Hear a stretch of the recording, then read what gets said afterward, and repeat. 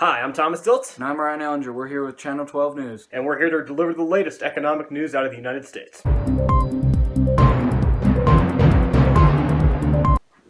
The first thing on our agenda today is the current state of our stock market.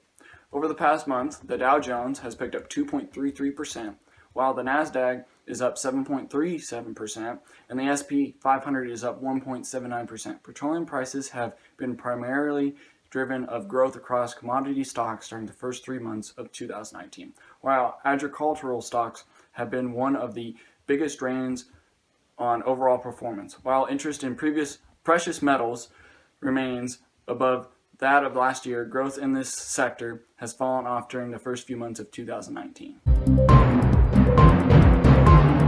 Next up on our agenda for today is a story about supply and demand. Last Tuesday, Burger King carried out the initial launch of its new Impossible Whopper in 59 locations around the St. Louis area.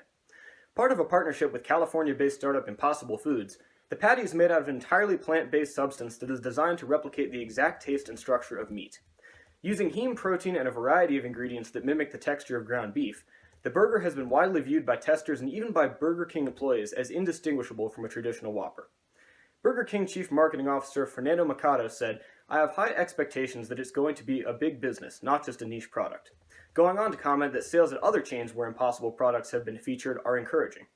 The Chief Marketing Officer of White Castle, another such chain where an Impossible burger is offered, was quoted as saying, "We beat our goals for this product. It was a nice surprise how many different kinds of customers wanted to try it." The trend of Impossible's success, both together with established restaurant chains and independently, is reflective of rising numbers of consumers looking to cut back on beef. Impossible helps to satisfy this demand without the trade-offs that come with typical vegetarian products. By meeting this demand, Impossible has filled a market niche and put itself on a strong foundation for continued growth and profitability.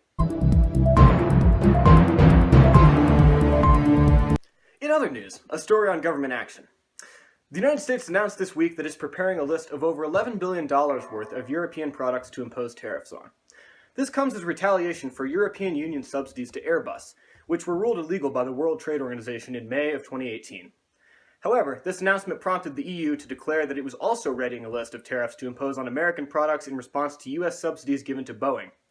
These moves come as the culmination of a 14-year fight over government aid, and arise amid a climate of ever-increasing tit-for-tat tariffs between the United States and European Union, following the Trump administration's decision last year to tax European steel and aluminum.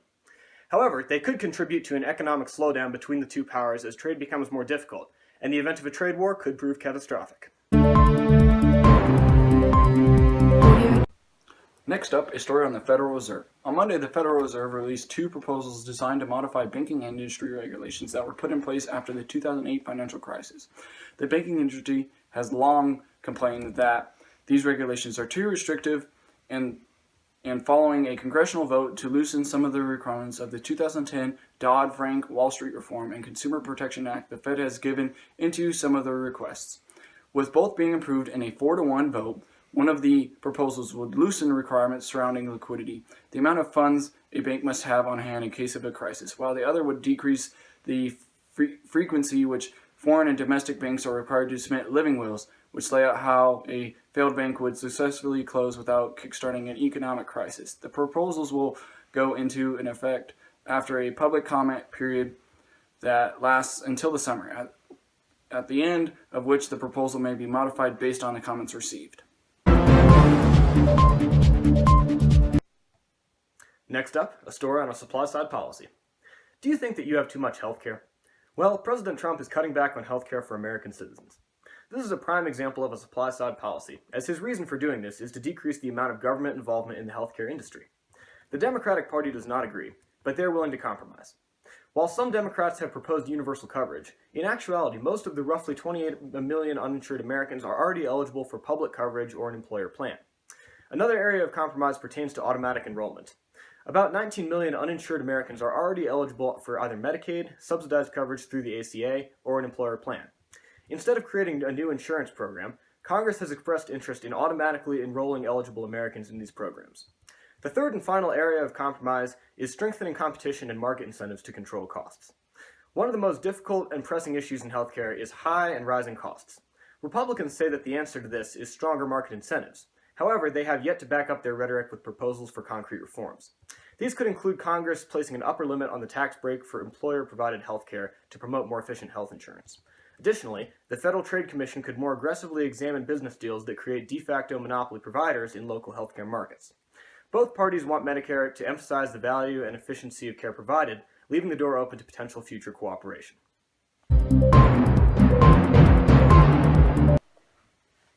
Finally, some basic economic performance indicators. The unemployment rate is currently at 3.8%, while the inflation rate is at 1.7%. 196,000 jobs have been created so far in March, and the median cost of a newly built single-family home in the U.S. is $315,300. The GDP growth for 2019 so far has been roughly 2.2%, and the performance of the dollar relative to other currencies is quite strong.